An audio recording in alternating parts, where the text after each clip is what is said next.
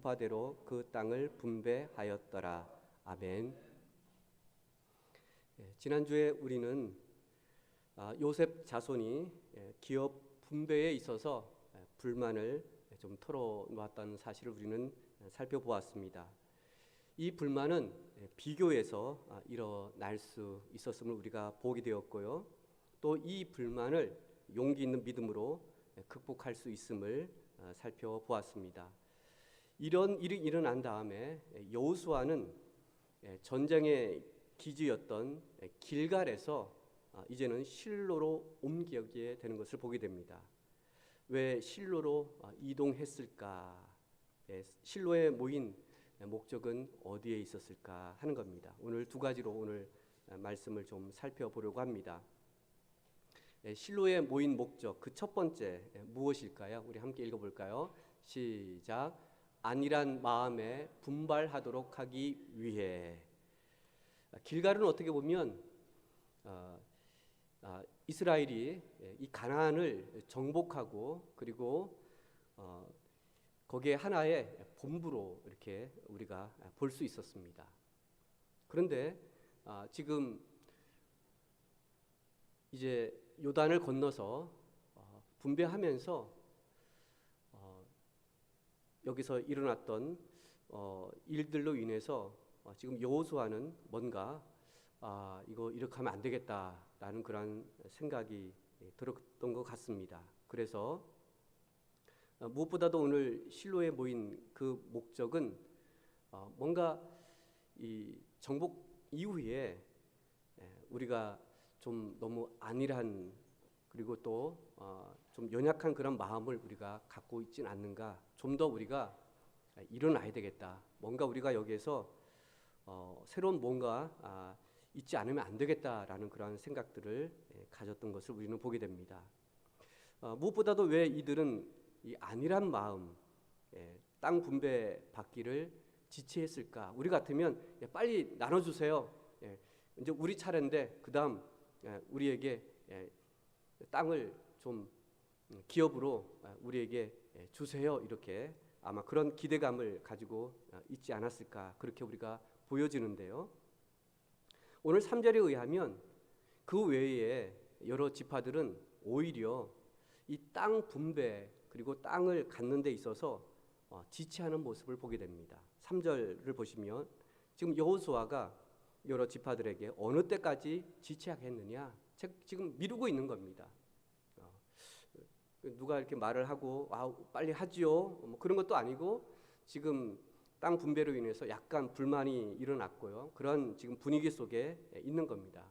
그러다 보니까 이 땅을 또 우리가 분배받게 되면 또 어떤 일들이 일어날까, 또 우리가 뭐 적게 받는다, 많이 받는다, 뭐 이렇게 비교하면서 여러 생각들이 아마 있지 않았을까. 그러다 보니까 지금 지체되었다는 사실을 우리는 보게 됩니다. 그렇다면 이들은 왜 지체했을까? 무엇보다도 우리가 이제 17장을 보시면은요, 요셉 자손은 지금 두 사람이 있었죠, 그렇죠? 에브라임과 므낫세가 있었습니다. 그런데 우리에게 두 사람인데 그럼 두 지파의 몫을 우리에게 줘야 되지 않겠습니까? 이렇게 이야기를 한 겁니다. 그 약간 이런 불만, 이런 항의로 인해서 이들은 좀 지체되지 않았을까, 우리가 이렇게 짐작해 볼 수 있겠고요. 그 다음에 이제 이것으로 인해서 이제 남은 7지파가 있죠, 그렇죠? 이들은 이제 좀 적극적인 이런 분배에 대한 태도보다는 좀 소극적인 태도를 취했던 것 같습니다. 그러다 보니까 지금 뭔가 일이 잘 진행이 안 되고 있고 오히려 지체되었다고 우리가 볼 수 있겠습니다. 그래서 1절을 보시면 여호수아는 안 되겠다, 우리가 길갈에서 이제는 실로에 가서 우리가 회막을, 하나님의 이 성막을 우리가 세우고 거기에서 하나님 앞에 우리가 예배를 해야 되겠다. 아무래도 이 주변에 있어서 실로만큼 온 지파 그리고 온 이스라엘이 함께 예배할 수 있는 아주 적절한 그런 장소로 추정이 되어집니다. 그리고 사실 역사적으로 보면 이제 왕국이 세워지고 그리고 다윗의 사실은 이 실로에 있었죠, 그렇죠? 그래서 다윗이 자신의 성전을 이게 그 왕궁을 짓지 않습니까? 그런 다음에 이렇게 보니까 어떻게 하나님의 성전이 너무 초라하게 있는 겁니다. 그래서 그가 준비를 해서 이제 그 당대에 짓지 못하고 솔로몬 시대 때 가서 이제 하나님의 이 성전을 짓게 되는 것을 보게 됩니다. 그러면 그 전에 어디 있었느냐? 바로 여기에 실로에 있었습니다. 그러니까 한두 해가 아니라 몇백 년에 약 한 350년 정도 거기 실로에 있었습니다. 여기에서 지금 여호수아는 우리가 지금 이런 불만과 또 뭔가 하나님께서 우리에게 주신 이것을 우리가 다시 성취하기보다는 그냥 소극적인 태도의 불만에 여러 가지 이런 것으로 지체되어져서 우리가 다시 한번 하나님이 우리에게 약속하신 이 가나안 땅 각 지파별로 우리가 나누고 이것을 이제 정복해야 되는데 이러다가는 안 되겠다. 그래서 이 실로로 옮기지 않았을까? 우리가 그렇게 생각해 볼 수 있습니다. 다시 한번 예배를 통해서 하나님께서 약속하셨던 그 언약을 다시 한번 상기시키고 다시 일어날 수 있도록 다시 분발하기 위함은 아닐까 하는 겁니다. 여러분이 익히 잘 아는 스티븐 코비는요, 뭐 여러 유명한 말들 많이 있었지만 이런 말을 했습니다. 가장 큰 위험은 위험 없는 삶이다 라고 이렇게 말을 했습니다. 이것은 무엇을 우리로 하여금 다시 한번 생각하게 하나요?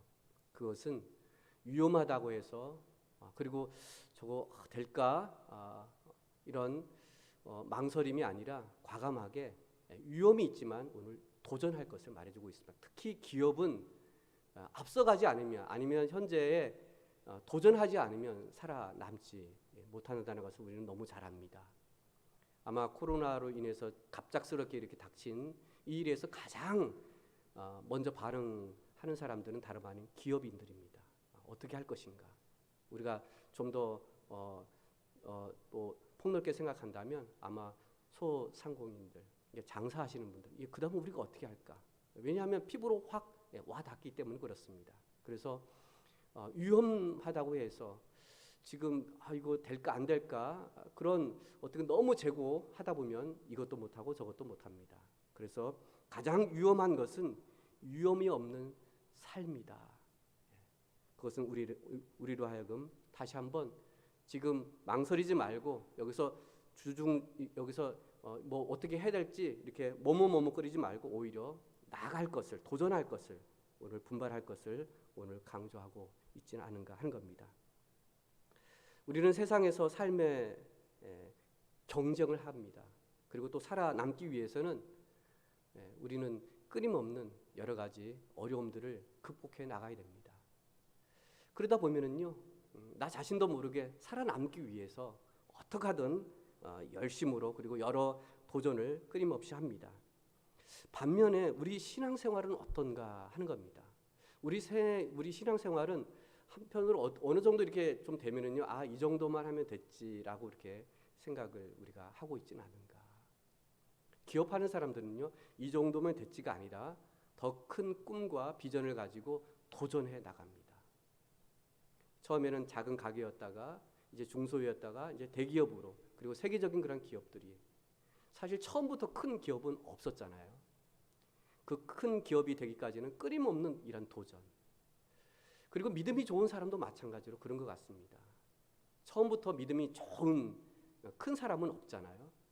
그렇지만 끊임없는 이런 삶의 불만에서 나의 삶에 그렇게 살지 못하는 그런 거룩한 불만을 통해서 끊임없이 도전하고 봉사하고 또 헌신하고 끊임없이 뭔가 할 때에 우리 모습도 좀 더 발전되지 좀 더 성숙한 우리의 모습이 되어지지 않을까. 어떻게 보면 우리도 이런 안일한 마음, 내가 이 정도만 하면 됐지라는 이런 생각에 하나님의 도전이 우리에게 필요하지 않을까 싶습니다. 그래서 실로라고 할 수 있는 이 실로는 당시 이제는 하나님의 사람들뿐만 아니라 그리고 모든 이스라엘 사람들이 그곳이 하나의 오늘날 말하면 믿음의 신앙의 중심지가 되었습니다. 그래서 그곳은 어떻게 보면 이제 하나님을 만나는 회막은 하나님과 이스라엘 백성들이 만나는 그런 장소이기도 했거든요. 그렇다면 우리가 뭐 무소부재의 그런 하나님이시지만 여전히 우리는 예배당이라는 이곳에서 우리가 공동체 의식을 가지고 믿는 우리가 모여서 하나님 앞에 이 실로라는 이 예배당에서 다시 한번 우리의 안일된 그런 마음에 도전과 분발을 할 수 있는 그런 예배당이 되기를 저는 그렇게 소원하고 있습니다. 정말 지치고 이거 어떻게 해야 되나, 그리고 우리의 안일된 이런 신앙에서 다시 한번 그래 이렇게 살아야 되는데 이렇게 해야 되는데 하는 그런 에너지를 받고 또 도전받고 하는 그런 우리 새사람 교회가 되기를 저는 그렇게 기도하고 있습니다. 그 어느 때보다도 저와 여러분에게 이러한 도전이 지금 필요하지 않을까, 그런 생각을 또 이 말씀을 비추어서 봅니다. 두 번째 실로의 모임 목적은 어디에 있었을까요? 우리 두 번째 함께 읽어볼까요? 시작. 새롭게 하나님의 뜻에 순종하기 위해. 그래서 4절을 보시면은요, 여호수아는 지금 7지파들에게 이렇게 얘기를 합니다. 3사람씩 선정을 해라. 왜 이 3사람씩 선정을 하게 했을까요? 지금 그 외에 땅 분배를 받지 못했던 그 땅을 직접 가서 보고 그려오도록 했다는 사실을 보게 됩니다. 그런 다음에 하나님 앞에서 제비를 뽑아 그 기업을 나누어 주기 위해서 지금 7지파의 3사람씩을 선정했던 것을 보게 됩니다. 그 지파들은 오늘 보시면은요, 베냐민, 시므온, 스불론, 이사갈, 아셀, 그리고 납달리, 단, 7지파였습니다. 근데 7절을 보시면 여기에 지파 가운데에 기업을 받지 않는, 이 땅의 기업을 분배받지 않는 지파를 보게 되는데 바로 레위 지파였었죠. 이 레위 지파는 여호와의 제사장 직분이 그들의 기업이 되는 것을 보게 됩니다. 그렇다면 우리 지도를 통해서 한번 잠깐 볼까요?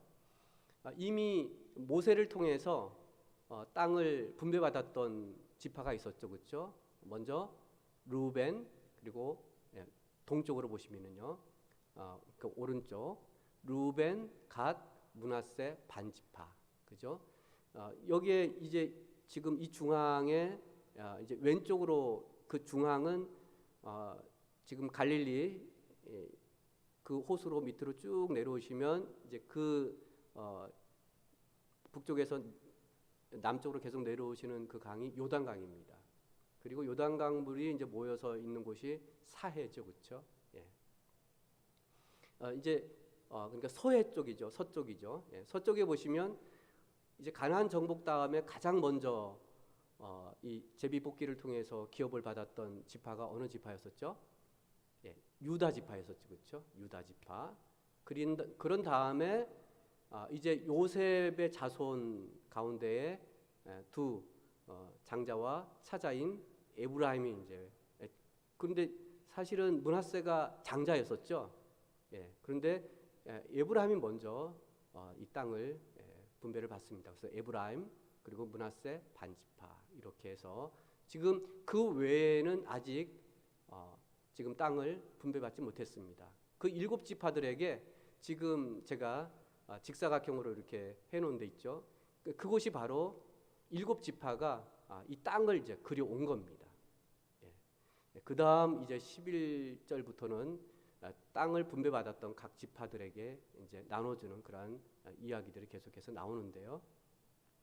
그러니까 지금 동쪽에서는 2지파 반이 받았고, 그리고 서쪽에서도 마찬가지로 2지파 반이 받은 거죠, 그렇죠? 므낫세 반지파 이렇게 됐죠, 그죠?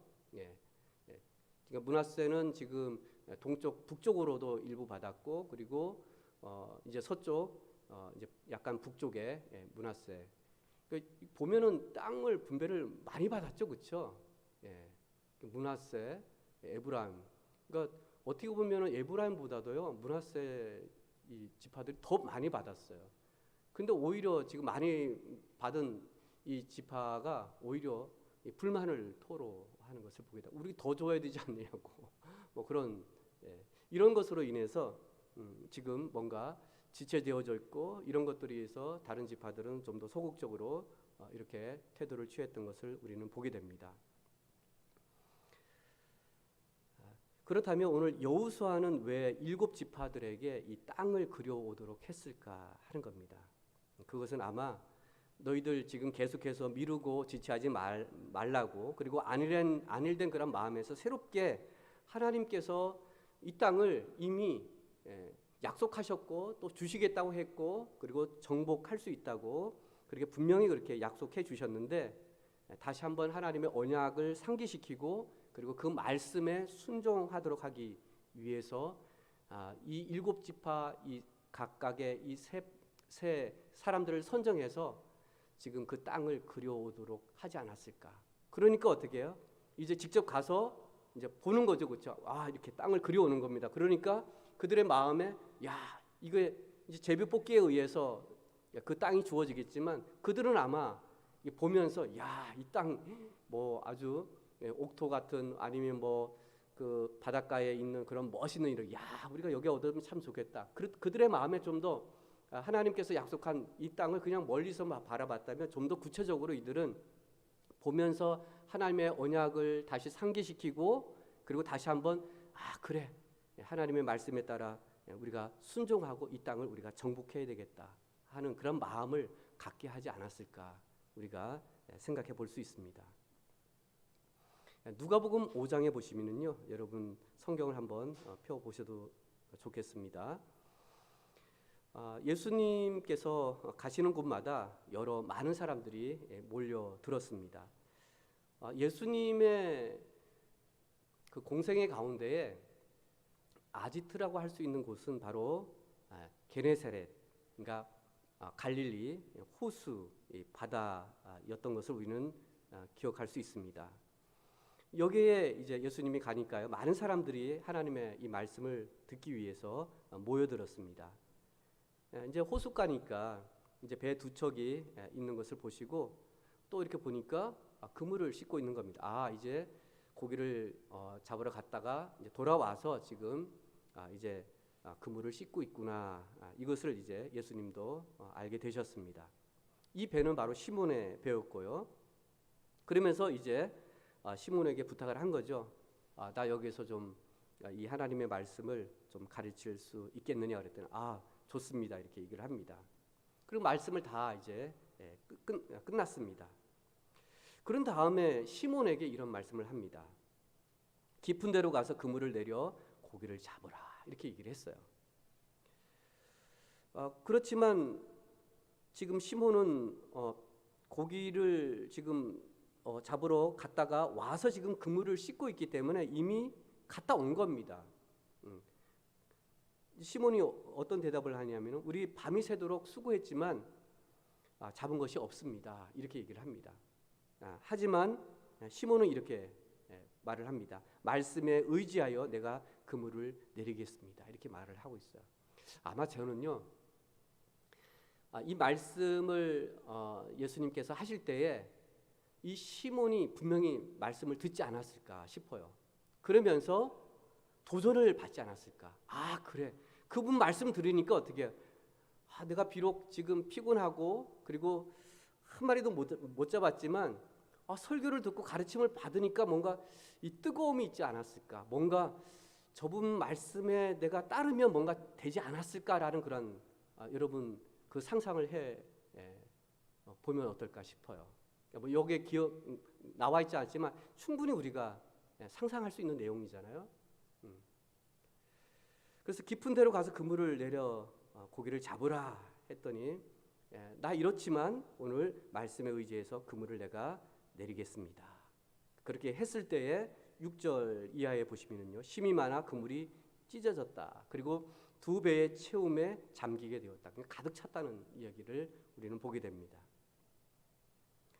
말씀에 의지해서 그물을 내렸을 때에 한 마리도 없었지만 내 경험에 의해서 나는 어부인데 이 시간대에 고기를 잡을 수 없다는 것을 누구나 잘 알고 있었습니다. 그렇지만 오늘 시몬은 이 하나님의 말씀에 이제 지쳐서 오늘 허탕쳤네 이렇게 했지만, 다시 그 말씀에 도전을 받아서 하나님의 말씀에 순종했을 때에 놀라운 이러한 고기를 잡은 것을 보게 됩니다. 그러면서요, 여기서 여기까지 우리가 생각해 본다면 많이 잡았구나.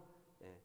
하나님은 뭔가 이렇게 하면 크게, 그렇지만 하나님은 여기에, 예수님은 여기에 그치지 않고 오히려 이 시몬도 마찬가지로 그것을 보면서 예수님 앞에 그가 무릎 꿇고서 나는 죄인입니다 이렇게 고백을 합니다. 왜 이렇게 했을까 하는 거예요. 왜? 예? 다시 한번 그 삶에 있어서 자신의 인생을 보면서 도전을 받는 것을, 나 죄인이구나. 나 죄인이구나. 다시 한번 인생에 도전을 받는 것을 보게 됩니다. 그러면서 함께 동업했던 야고보와 요한도 놀라게 됩니다. 야, 이거 무슨 일이야, 이거. 이거 무슨 일이야. 이렇게 잡을 수가 없는데 이렇게 한 겁니다. 그러면서 다시 한번 새로운 도전에 여기에 이 고기를 잡고 그리고 목격했던 사람들이 어떻게 하는 줄 아십니까? 그 다음에 보시면은요, 예수님이 이렇게 말을 합니다. 시몬에게 이렇게 말을 합니다. 무서워하지 말아라. 이제 후로는 내가 사람을 취할 것이다. 이 말은 이제 네가 고기를 잡는 어부였다면 이제 사람을 낚는 그런 어부가 될 것이다 라고 그렇게 말씀하고 있습니다. 거기에 11절을 보시면 배를 버려두고 예수를 따르니라 그렇게 말씀해주고 있습니다. 우리의 삶은 단지 내가 구원받은 것에 만족하는 것이 아니라 오늘 제자로서 우리가 하나님의 말씀에 도전받고 순종하기를 원하신다는 사실을 보게 됩니다. 오늘 이 7지파들에게 이렇게 말씀을 하시면서 너희들이 안일한 그런 마음이 아니라 너희들 지금 다시 한번 눈으로 직접 너희들이 땅을 밟으면서 그림을 그려봐라. 그랬을 때 이들은 다시 새롭게 하나님의 그 언약을 상기하고 그리고 그 말씀에 순종하는, 도전하는 그러한 모습을 보게 됩니다.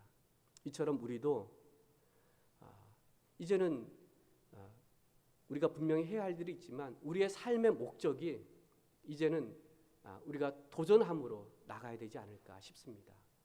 하나님께서 교회에게 주신 목적, 그 사명, 거기에 우리가 도전하고 거기에 헌신하고 또 제자로서 따를 수 있는 이런 삶, 이것이 하나님께서 우리에게 주신 이 땅을 정복하라는 것이 꼭 땅만이 아니라 결과적으로는 영혼들의 그 마음을 사서 그리고 저들을 구원해서 복음을 통해서 하나님의 나라를 더 확장해 나가라고 하시는 말씀이 아닐까. 여러분은 어떻게 생각하십니까? 오늘 주신 이 말씀을 가지고 우리가 잠시 다시 한번 기도하는 시간 좀 갖기를 원합니다. 우리 함께 기도하겠습니다. 하나님 아버지 감사합니다. 오늘 주신 말씀을 통해서 다시 한번 우리 하나님 앞에 나가기를 원합니다. 우리 하나님 아버지, 우리의 삶 가운데 함께 하시는 그 하나님의 크신 그 은혜 가운데 우리가 살아가고 있습니다.